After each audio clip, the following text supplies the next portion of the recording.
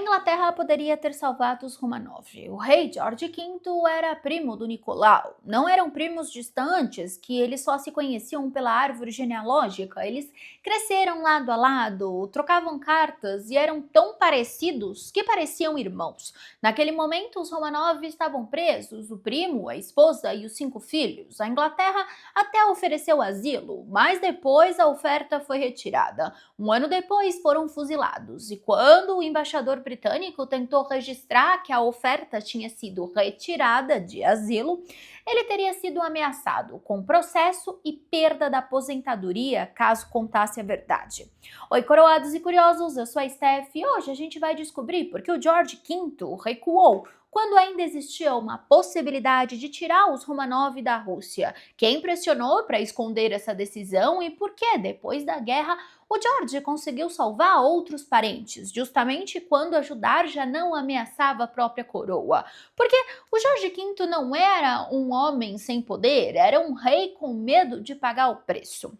Em março de 1917, depois de semanas de greve, motins militares e protestos que tomaram Petrogrado, o Nicolau I foi obrigado a abdicar do trono, encerrando mais de 300 anos de domínio da dinastia Romanov sobre a Rússia. O antigo czar deixou de ser chefe de Estado da noite para o dia e, junto da esposa e dos 5 filhos, passou a viver como prisioneiro do próprio governo provisório que assumiu o poder.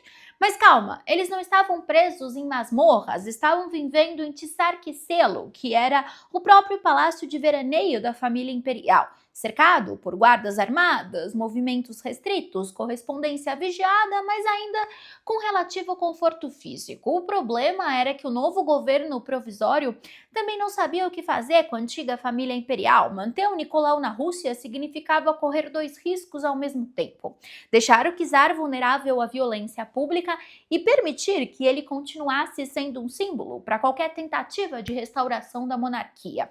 Foi nesse contexto que o ministro das Relações Exteriores, o Pavel Yulukov, passou a pressionar a Grã-Bretanha para oferecer asilo aos Romanov. E a Grã-Bretanha aceitou. O Foreign Office escreveu formalmente em 22 de março de 1917, oferecendo asilo ao imperador e à imperatriz, enquanto durasse a guerra, e chegaram a ser discutidos, inclusive, planos para transportar a família por mar e instalá-la na Grã-Bretanha. Só que essa oferta durou pouquíssimo. Em questão de semanas, o secretário particular do George V, Lord Stamfordham, começou a levantar alarme dentro do palácio, dizendo que receber o antigo czar em solo britânico ia inflamar o sentimento republicano, que já estava crescendo forte na Inglaterra em plena guerra, com racionamento, morte em massa nas trincheiras e simpatia socialista subindo rápido. E tinha um agravante enorme: a imperatriz Alexandra era alemã de nascimento, prima também do próprio Kaiser, numa Inglaterra que, no meio da Primeira Guerra Mundial, tratava qualquer coisa alemã como perigo de propaganda inimiga. Da guarda, uma família com esse perfil político podia, segundo o próprio secretário, colocar a monarquia britânica inteira em risco de queda. O George V ficou hesitante no começo, mas acabou aceitando o conselho e eles acabaram retirando a oferta que já tinha sido feita formalmente. E foi isso que aconteceu. Dentro de poucas semanas, o convite, que parecia uma salvação, virou letra morta, sem anúncio público nenhum, sem explicação oficial para a família Romanov e nem para o resto do mundo. Mas olha, existe historiador que discorda de jogar a culpa toda em cima só do George V pessoalmente, viu?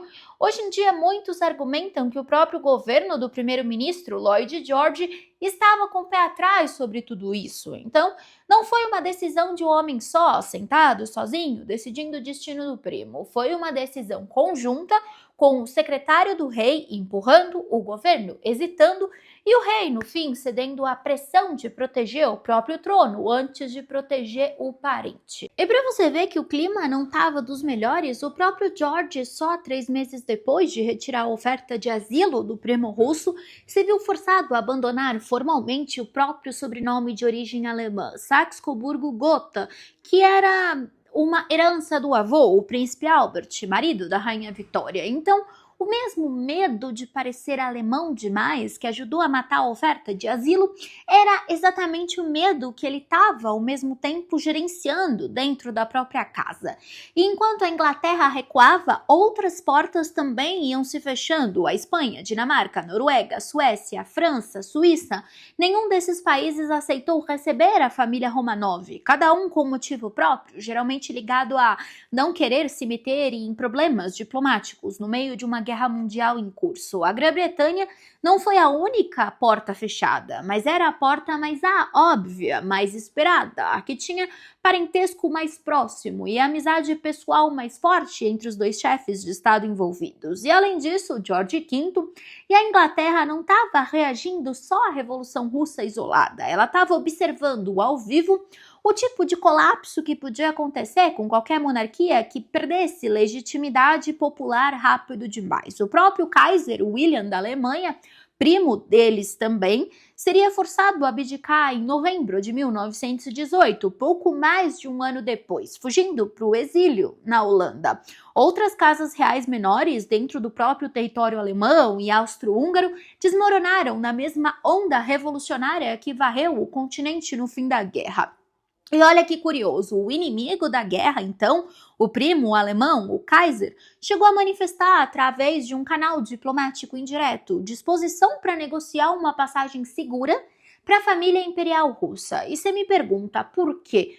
Porque fazia sentido político para o próprio Kaiser, interessado em projetar a imagem de generosidade cavalheiresca, mesmo em meio a uma guerra total.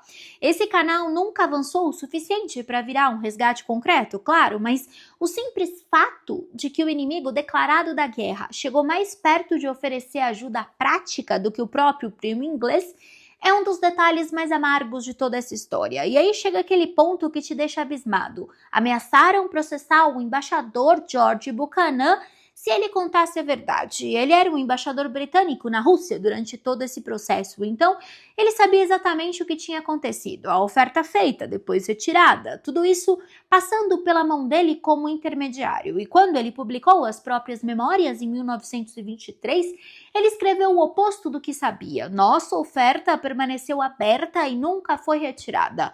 Uma mentira direta, documentada, publicada com o próprio nome dele embaixo. E por que um embaixador experiente ia mentir desse jeito? Contradizendo o próprio conhecimento dos fatos. A resposta só veio à tona anos depois, quando a filha dele, Marielle Buchanan, publicou o próprio livro contando o resto da história. O pai dela queria sim incluir nas memórias que a oferta de asilo tinha sido retirada de verdade, só que ele foi avisado que se fizesse isso, ia ser processado por quebra do ato de segredos oficiais e ia perder a própria pensão. Repara o nível disso.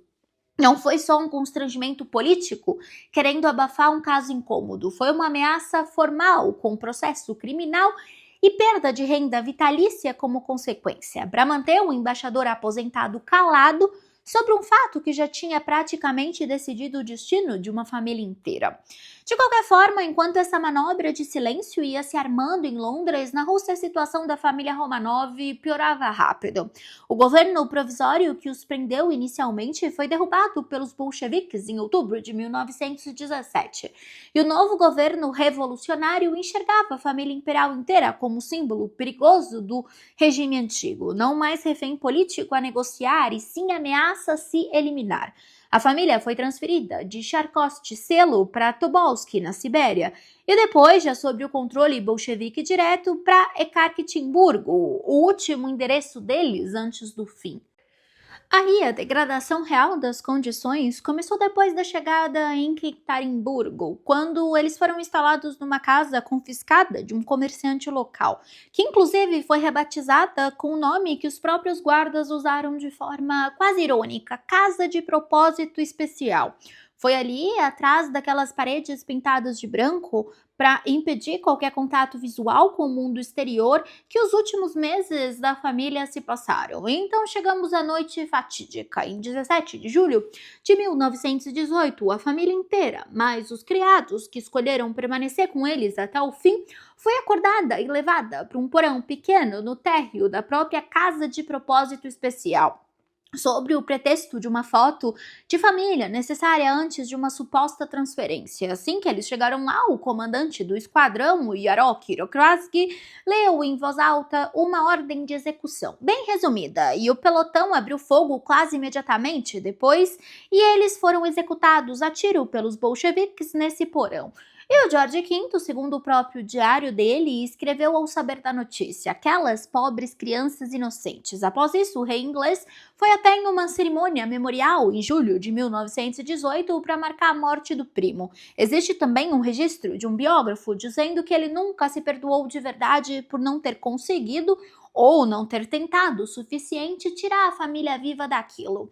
E vale registrar que a própria Igreja Ortodoxa Russa, décadas mais tarde, já em pleno período pós-soviético, canonizou a família inteira como mártir santo, em cerimônia de peso simbólico enorme dentro da Rússia, que estava reconstruindo a própria identidade religiosa depois de décadas de comunismo oficialmente ateu.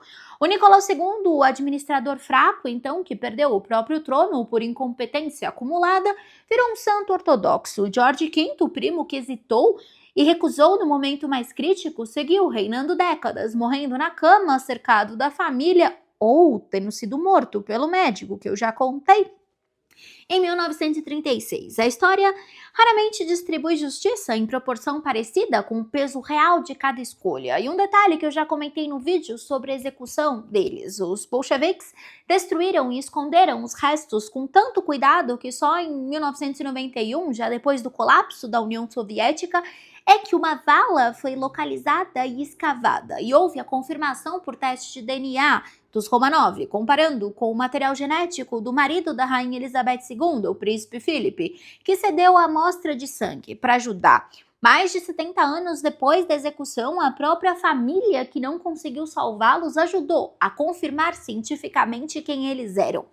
E existe um contraste que fecha essa história com peso extra. Quando a situação política ficou mais segura, o George V não hesitou em resgatar outros parentes Romanov. Em 1919, já com a guerra terminada e o risco doméstico bem menor, ele mandou o navio HMS Marlborough resgatar a própria tia, a imperatriz viúva Maria Feodorovna, mãe do Nicolau, irmã da mãe dele, e outros parentes presos na Crimeia, atendendo o pedido direto da própria mãe dele, a rainha Alexandra. Em 1922, ele também ajudou a resgatar o príncipe Andrew da Grécia e da família, pai do futuro príncipe Philip, quando a vida deles corria um risco parecido. Repara no padrão: ele agiu com decisão e sem hesitar. Toda vez que resgatar um parente, não colocava a própria coroa em risco imediato. A única vez que ele hesitou e cedeu à pressão de recuar foi justamente quando o risco político em jogo era mais alto, no momento em que o Nicolau e a família mais precisavam dele. Enfim, o George V ofereceu asilo ao primo de primeiro grau e retirou a oferta poucas semanas depois, pressionado pelo próprio secretário e com medo de que abrigar um czar deposto e uma imperatriz alemã derrubasse a própria coroa britânica no meio de uma guerra mundial. Isso não é uma história de um vilão puro contando o conto de fada ao contrário. É a história de um cálculo político frio, decidido por gente com nome e sobrenome, que escolheu proteger a própria coroa antes de proteger sangue do próprio sangue, e que depois passou o resto da vida provavelmente convivendo com a consequência dessa escolha e com tristeza. Então fica a reflexão final: quantas vezes ao longo da história real de qualquer família poderosa, a pergunta nunca chega a ser dá para salvar? E sim, vale o risco salvar? O George V então teve uma resposta para essa pergunta 2 vezes na vida. Uma vez ele disse não e a família inteira morreu fuzilada. Outra vez, anos depois, com risco menor, disse sim e salvou parentes vivos. A diferença entre as duas respostas nunca foi capacidade, foi cálculo. Eu espero que você tenha gostado desse vídeo. Se você gostou, se inscreve no canal, ativa o sininho e se torna membro. Nós temos vídeos novos todos os dias, às 8 horas da noite. Beijo grande e até amanhã para o próximo Steph Flix.